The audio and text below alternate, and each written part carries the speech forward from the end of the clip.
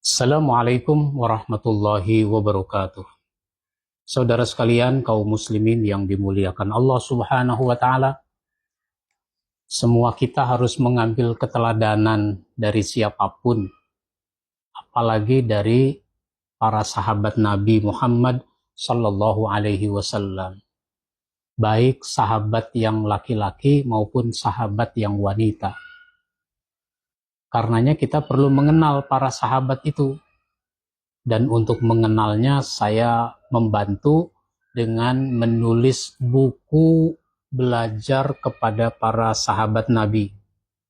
Ini buku berisi 50 sahabat, ditulis secara ringkas, yaitu 4 halaman setiap sahabat, sehingga 50 sahabat ini menjadi 200 halaman. Alhamdulillah baru ada 3 jilid. Berarti ada 150 sahabat. Jilid 1, kemudian jilid yang kedua, dan ini jilid yang ketiga. Kalau jilid yang ketiga ini khusus sahabat wanita. Di antara yang ingin saya ceritakan adalah seorang istri Nabi, namanya Ummu Salamah.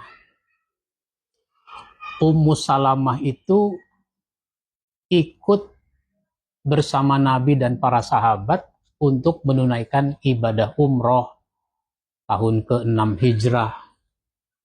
Tentu sahabat-sahabat senang bisa beribadah umroh, apalagi sahabat yang asalnya dari Mekah, yang disebut dengan muhajirin, senang. Karena selain mau umroh, itu juga mau pulang kampung, karena udah 6 tahun belum kembali ke Mekah. Ternyata ketika sampai di satu daerah namanya Hudaybiyah, tinggal 10 km lagi memasuki Mekah, itu dihadang oleh orang-orang kafir. Sehingga terjadi perundingan. Perundingan itu menghasilkan perjanjian. Perjanjian itu dikenal dengan perjanjian Hudaybiyah. Di antara isinya, kaum muslimin tidak boleh ibadah umroh pada tahun ini. Nanti aja tahun depan. Kalau bahasa sekarang namanya nggak dapat visa. Akhirnya sahabat harus menyembelih kambing sebagai bayar dam. Tapi para sahabat bermuka kesal, bermuka kecewa. Disuruh nyembelih malah nggak mau. Akhirnya Rasulullah masuk ke kemah. Di kemah itu ada istrinya namanya Ummu Salamah ini. Apa dikatakan oleh Ummu Salamah ketika Rasul curhat? Ya Rasul, wajar kalau mereka kecewa. Tapi kalau bicara kecewa, engkau tentu lebih kecewa.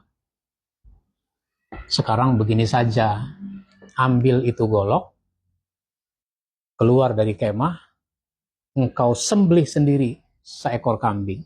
Kalau engkau sudah nyembelih, masa iya sahabat yang lain tidak melakukannya? Nabi terima pendapat itu. Maka Nabi keluar dari kemah, kemudian Nabi pegang seekor kambing, sembelih sendiri.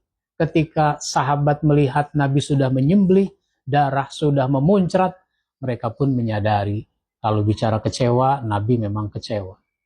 Tapi karena ini sudah menjadi keputusan, harus dilaksanakan. Akhirnya semua melakukan hal itu.